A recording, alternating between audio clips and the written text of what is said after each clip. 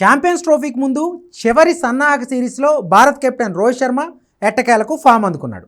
ఇంగ్లాండ్తో రెండో వన్డేలో సెంచరీతో దుమ్మురేపాడు.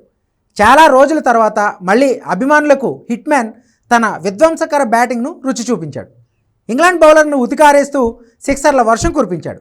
16 నెలలుగా వన్డేల్లో సెంచరీ లేదు. ఇక రిటైర్మెంట్ ప్రకటనే మిగిలింది. ఇటువంటి ఒత్తిడి చుట్టుముట్టిన వేళ హిట్ మ్యాన్ తన విశ్వరూపం చూపించాడు. కీలక సమయంలో ఫామ్ అందుకుని తనలో ఇంకా బ్యాటింగ్ ఆడే సత్తా మిగిలే ఉందని నిరూపించాడు. కటక్ వన్డేలో భారీ షాట్లతో రోహిత్ సెంచరీ సాధించాడు.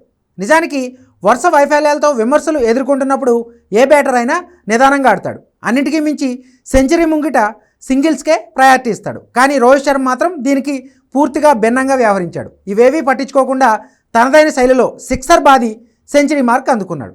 తద్వారా తనపై వచ్చిన విమర్శలకు బ్యాట్తోనే బదులిచ్చాడు. రోహిత్కి వన్డేల్లో ఇది 32వ సెంచరీ. అయితే హిట్ మ్యాన్ ఫామ్ కోల్పోయి చాలా రోజులైపోయింది. అసలు ఏడాది కాలంగా రోహిత్ నుంచి ఒక్క మెరుపు ఇన్నింగ్స్ కూడా లేదు. టీ20 వరల్డ్ కప్ విజయంతో ఎవరు ఈ విషయాన్ని అంతగా పట్టించుకోకున్నా అతని పేలవ్ ఫామ్ కొనసాగుతూనే ఉంది. కనీసం సొంత గడ్డపై అయినా కూడా రోహిత్ మెరుపులు మెరిపించలేక తీవ్ర విమర్శలు ఎదుర్కొన్నాడు. ఇక ఆటకు గుడ్ బై చెప్పమంటూ పలువురు సెటైర్లు కూడా వేశారు. ఇటు బీసీసీఐ కూడా హిట్ మ్యాన్ను దీనిపై క్లారిటీ కూడా అడిగినట్టు వార్తలు వచ్చాయి. ఇటువంటి పరిస్థితుల్లో నాగ్పూర్ వన్డేలో కూడా ఫ్లాప్ అయిన రోహిత్ ఇప్పుడు కటక్లో మాత్రం దుమ్మురేపాడు. సెంచరీతో మళ్ళీ టచ్లోకి వచ్చేశాడు.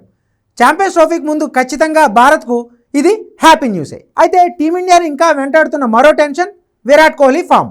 రోహిత్ కోహ్లీ ఫామ్ కోల్పోయి దాదాపుగా ఏడాది దాటిపోయింది. ముఖ్యంగా రన్ మెషిన్గా పిలుచుకునే కోహ్లీ సైతం చాలా రోజుల నుంచి పరుగులు చేసేందుకు నానా తంటాలు పడుతున్నాడు. ఒకప్పటి తన వీక్నెస్కే వికెట్లు ఇచ్చుకుంటూ ఫ్లాప్ షో కంటిన్యూ చేస్తున్నాడు. రోహిత్తో పోలిస్తే మరింత ఫిట్గా ఉండే విరాట్ గతంలో ఇటువంటి క్లిష్ట పరిస్థితులను చాలానే ఎదుర్కొన్నా ఈసారి మాత్రం అంత ఈజీగా బౌన్స్ బ్యాక్ అవ్వలేకపోతున్నాడు. గత ఏడాది కాలంగా వన్డే, టీ20, టెస్ట్ ఫార్మాట్లో కోహ్లీ ఆడిన భారీ ఇన్నింగ్స్లు చాలా తక్కువ. పేలో ఫామ్ నుంచి బయటపడేందుకు ఇటీవల రోహిత్తో కలిసి కోహ్లీ కూడా రంజీ మ్యాచ్లు ఆడాడు.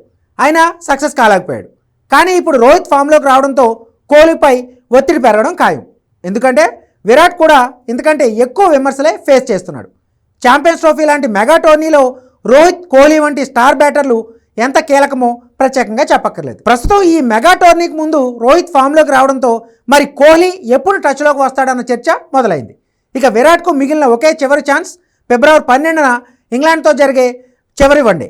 ఇంగ్లాండ్తో మూడో వన్డే ముగిసిన 3 రోజుల్లోనే టీమిండియా దుబాయ్కి బయలుదేరేస్తుంది. ఛాంపియన్స్ ట్రోఫీకి ముందు కోహ్లీ కూడా సెంచరీతో ఫామ్లోకి వస్తే ఫ్యాన్స్కు అంతకంటే కావాల్సిందేముంది? ఇక రోహిత్, కోహ్లీ ఇద్దరూ టచ్లోకి వచ్చారంటే ప్రత్యర్థి బౌలర్లకు చుక్కలు కనిపిస్తాయంటున్నారు ఫ్యాన్స్.